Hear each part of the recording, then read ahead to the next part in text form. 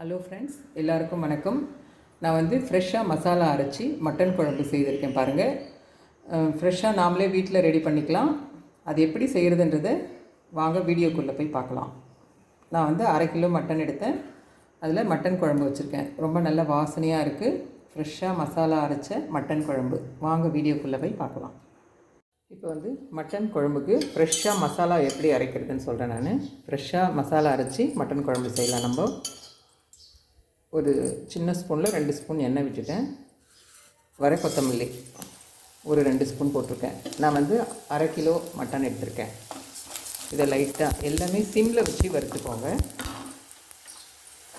அதுக்கு தேவையான மசாலாலாம் இதை எடுத்து வச்சுருக்கேன் பாருங்கள். சோம்பு, பட்டை, மிளகு, சீரகம் எல்லாம் ஒரு ஸ்பூன் இதெல்லாம் போட்டு இதை வறுத்துக்கணும்.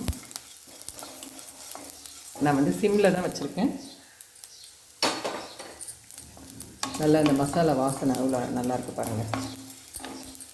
அடுத்து இதில் கட் பண்ணி வச்சுருக்கேன். நான் ஒன்று ஒன்றா போட்டுக்கலாம். பூண்டு, இஞ்சி, பூண்டு,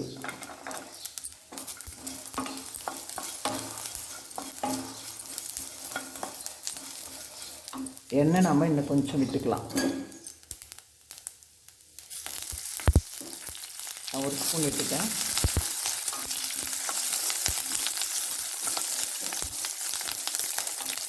வெங்காயம் போட்டுக்கலாம். இதோட கருவேப்பிலையும் போட்டுக்கலாம்.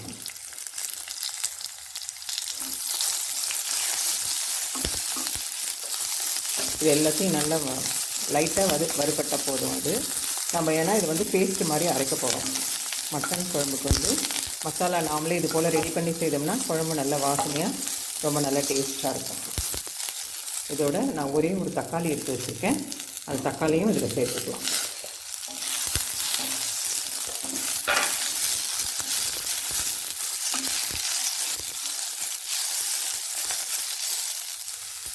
நல்லா வதங்கிடுச்சு பாருங்கள். இப்போ வந்து தேங்காய்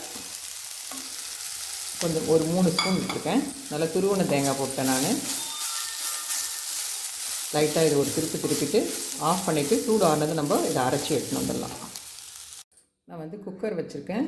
இப்போ தாளித்து விட்டுடலாம். குக்கரில் வந்து 2 ஸ்பூன் எண்ணெய் விட்டுருக்கேன்.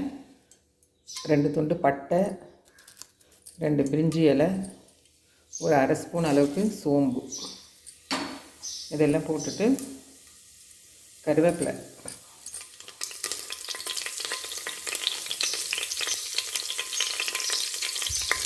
பச்சை மிளகா ஒரு 2 வாசனைக்கு, வெங்காயம் பொடியாக கட் பண்ண வெங்காயம் இதுதான் இதில் போட்டுக்கலாம். நீங்கள் வந்து இதில் சின்ன வெங்காயம் கிடச்சா சின்ன வெங்காயம் யூஸ் பண்ணிக்கோங்க. நான் வந்து பெரிய வெங்காயமே போட்டுட்டேன். அந்த மசாலா அரைக்கிறதுக்கு நம்ம சின்ன வெங்காயம் போட்டோம்னா ரொம்ப நல்லா டேஸ்ட்டாக இருக்கும். இதெல்லாம் நல்லா வதக்கிட்டு இன்னும் கொஞ்சம் வறுபடணும். இந்த ஸ்டேஜில் வந்து நம்ம மட்டன் போட்டுக்கலாம். நான் வந்து 1/2 கிலோ எடுத்திருக்கேன். அதை இதில் போட்டுக்கலாம். குக்கரில் வச்சு நல்லா வேக வச்சிடலான்றதுக்காக தான் நான் குக்கரில் போட்டிருக்கேன்.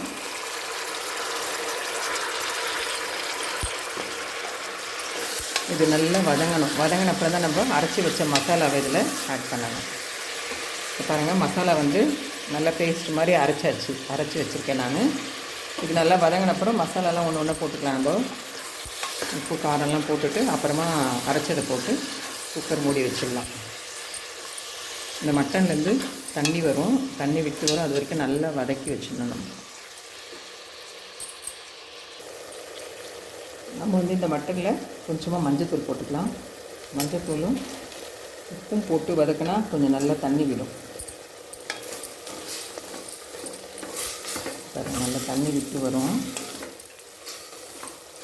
இன்னும் கொஞ்சம் நல்லா வதங்கின அப்புறம் நம்ம அரைச்சதை விடலாம். இப்போ இதில் வந்து நான் குழம்பு மிளகாத்தூள் போடுறேன். ஒரு 2 ஸ்பூனுக்கு 2 ஸ்பூன் குழம்பு மிளகாத்தூள் போட்டிருக்கேன். அந்த கலருக்காக காஷ்மீரி மிளகாத்தூள் வந்து 1 ஸ்பூன். காரம் போதும். நம்ம ஆல்ரெடி இதில் மிளகு போட்டிருக்கோம். 1 ஸ்பூன் மிளகு போட்டிருக்கோம். ஒரு பச்சை மிளகா ஒன்று வாசனைக்கு போட்டிருக்கோம். அதனால் இது போதும் காரத்துக்கு. இப்போ வந்து நம்ம அரைச்சி வச்சுருக்கோம் இல்லைங்களா, அந்த திக் பேஸ்ட்டை போட்டுக்கோங்க. போட்டுட்டு அந்த மிக்ஸி ஜாரை கழுவி விற்றுனால அந்த தண்ணியை இதில் ஊற்றிக்கலாம். இப்போ அந்த ஃப்ரெஷ்ஷாக அரைச்ச மசாலா வந்து வாசனை ரொம்ப நல்லா கமகமன்னு இருக்குது பாருங்கள். எப்போவுமே நம்ம மட்டன் குழம்புக்கு வந்து இந்த மாதிரி நல்லா ஃப்ரெஷ்ஷாக அரைச்சி செய்யலாம்.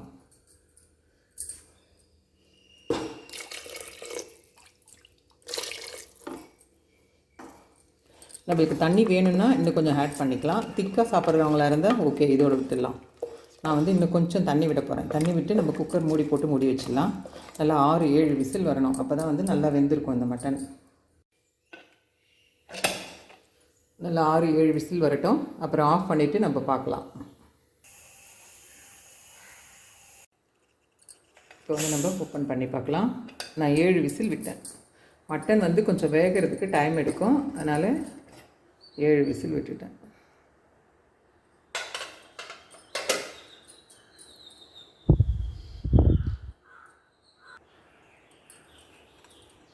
நல்ல எண்ணெய் பிரிஞ்சு வந்துடுச்சு பாருங்கள். இப்போ லைட்டாக நம்ம கொத்தமல்லி தழை போட்டு அப்படியே சர்வ் பண்ணலாம். நல்ல கமகமன் வாசனையாக இருக்குது பாருங்கள். நம்ம ஃப்ரெஷ்ஷாக மசாலா அரைச்சி செய்கிற மட்டன் குழம்பு இந்த மாதிரி தான் இருக்கும். ரொம்ப நல்ல டேஸ்ட்டாக. இதே போல் நீங்களும் ட்ரை பண்ணுங்கள். அந்த மட்டன்லேருந்து எண்ணெயும் பிரிஞ்சு வந்துடுச்சு பாருங்கள். நம்ம இதில் கொஞ்சமாக தான் எண்ணெய் விட்டோம், மட்டன்லேயும் வரும். நீங்களும் இதே மாதிரி ட்ரை பண்ணுங்கள்.